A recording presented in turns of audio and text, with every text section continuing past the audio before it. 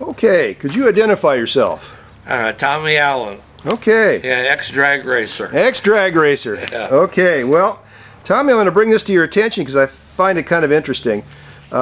We're talking about a race that took place on January 9th, Sunday, at Carlsbad Raceway in 1966. Correct.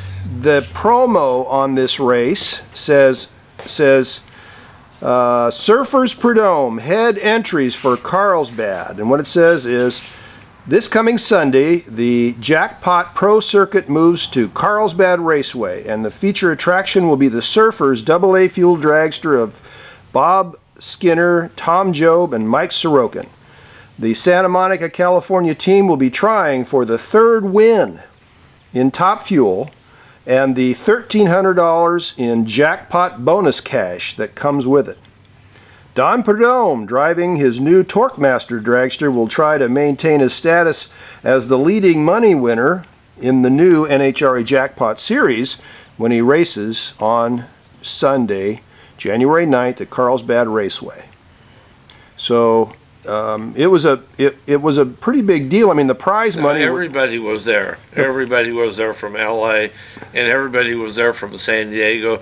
You know, Dominic Cardozo was there, driving the Top Fuel car. Bill Levitt was there. I was there, and then of course a bunch of L.A. guys. You know, Johnny Mulligan, of course, was there. Prud'homme was there. Surfers, on and on and on. You know, Dick Lachine, I think, was there.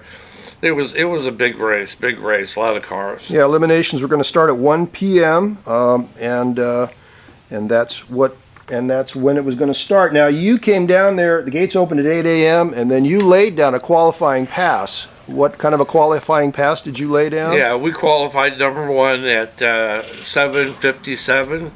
We'd already held the track record. I think it was like 7:59 at the time. And so we were qualified. Number one, and it was a hectic deal just getting into the program because it was an 8-car field, and so right down to the last minute, guys were trying to qualify Prud'homme, and I think Leroy Goldstein was there driving for Byron Blair, and it was tough just getting in the show. So then time comes for eliminations. And you guys are paired with the Surfers right off the bat. Now, if the Surfers get through you, they can continue on and potentially win this race and win the Jackpot Series of that extra bonus money. Yeah. So, correct. do you recall if you can kind of go through it with us when it comes to pushing out on the track and making the turn and getting yourself up against Mike Sorokin? And these guys in '66, at the beginning of '66, they have a pretty stout reputation of being consistent. Well, let's back up just a little bit to a couple of weeks before that. The Pro Circuit race was in Bakersfield, okay? Yeah. And the Surfers, of course, were there, and I red lit against Mike Sorokin, and they went on to win that race, which of course gave them, 2 races in a row. So it was kind of interesting that here again we go to Carlsbad 2 weeks later, and as luck would have it, who do I draw in the first round? But the Surfers. So I couldn't get away from those guys, but they were really good guys. They were good friends of mine, and I would do anything for those guys until we got to the starting line. Then I'd try to kill them. But yeah, right, exactly. But before that, they were really good friends of mine, and I would do anything for them. And so anyway, we drew them in the first round, and it was kind of unique because we both staged, and it was one of those deals that old Top Fuel drivers will tell you this happens sometimes. you're sitting there, you're ready to go, and all of a sudden you can't sit there any longer, and you leave. And it actually went through my head as I went by the tree that I red lit 2 weeks in a row against the same guy. But as I went by the tree, the light was green. Oh, Yeah. And man. we ran 7:55, which lowered the track record, and of course we beat the Surfers, and that was the end of their their streak stopped at 2 And that instead of 3. and that once again reinforced your nickname, which was The Watchdog. man. In fact, I forgot part of the story. Go on ahead. I just remembered it. So we get down to the finish line, and I get out of the car, and Mike Sorokin gets out of the car, and he walks over, and he has this really funny look on his face. And he walks over, and he's got his helmet in his hand, and he looks at me, and he says, "What actually happened up there?" And I said, I was a little confused because I saw the light as I went by. I saw the light. I knew that it was green.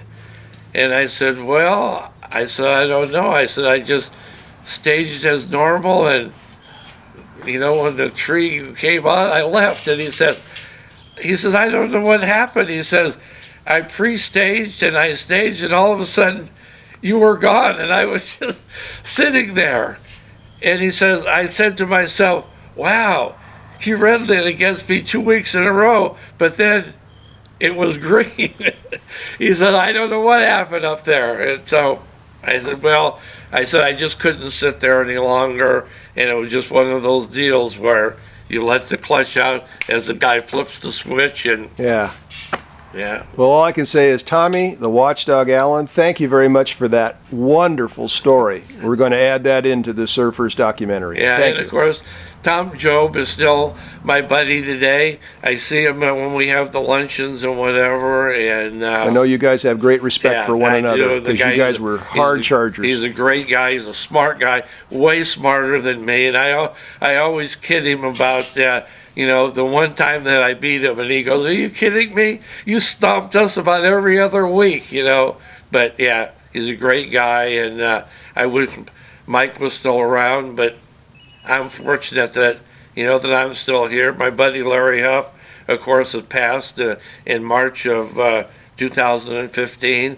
But we're soldiering on. Yes, you are, and thank you very much. Okay, Bill.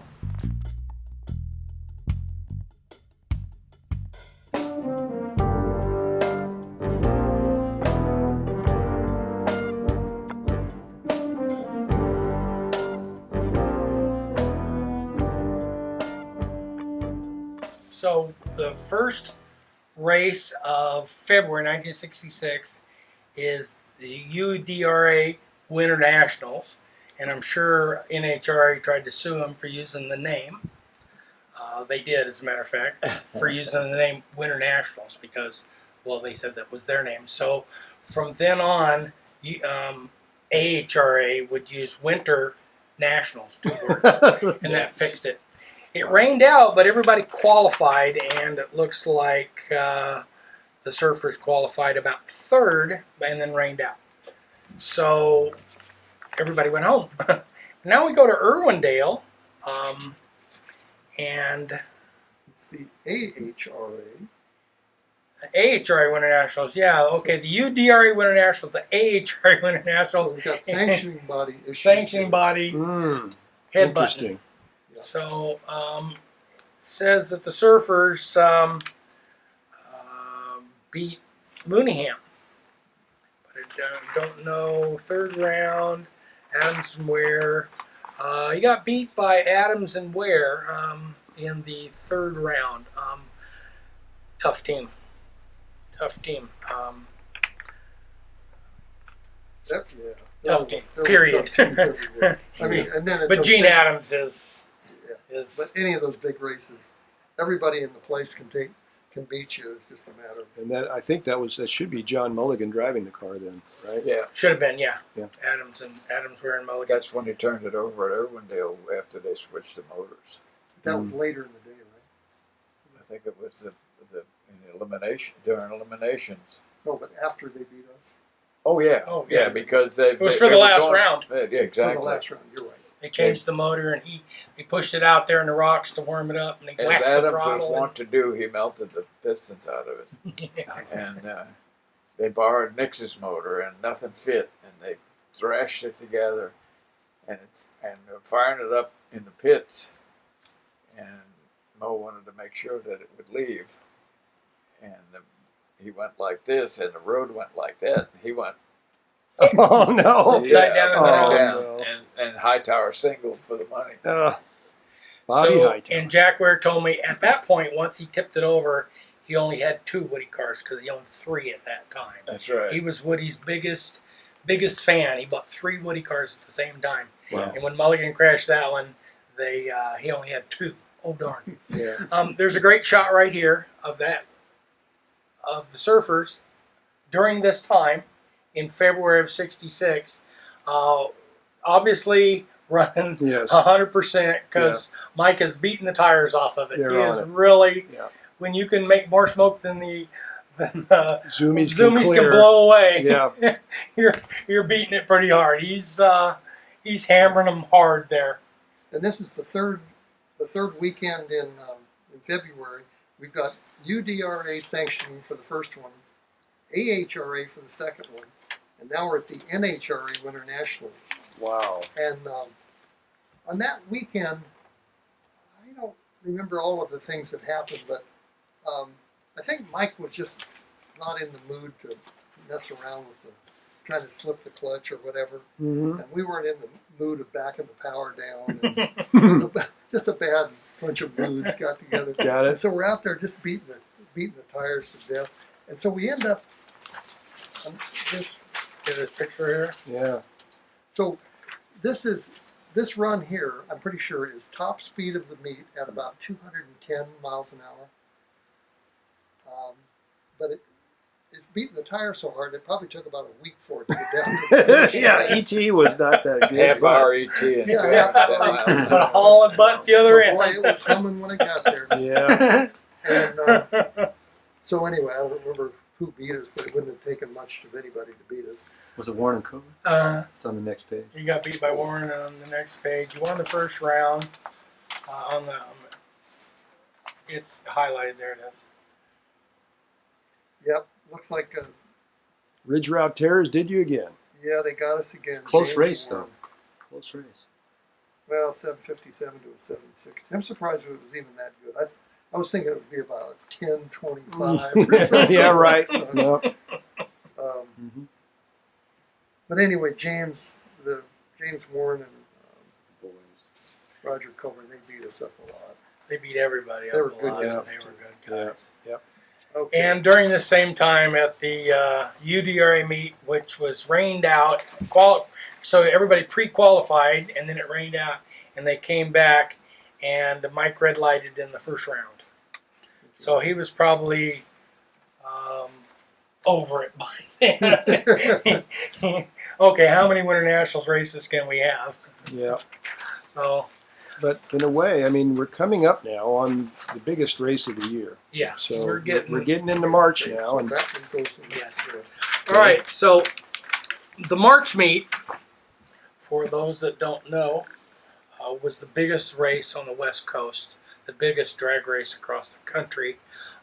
It beat anything NHRA, AHRA, IHRA, whoever, UDRA, whoever put on. It was the biggest race of the year. It was actually an independent race, had been held since the late 50s by the Smokers Car Club out of Bakersfield. Was called the Fuel and Gas Championships, later referred to as the March Meet because it was held every year in March.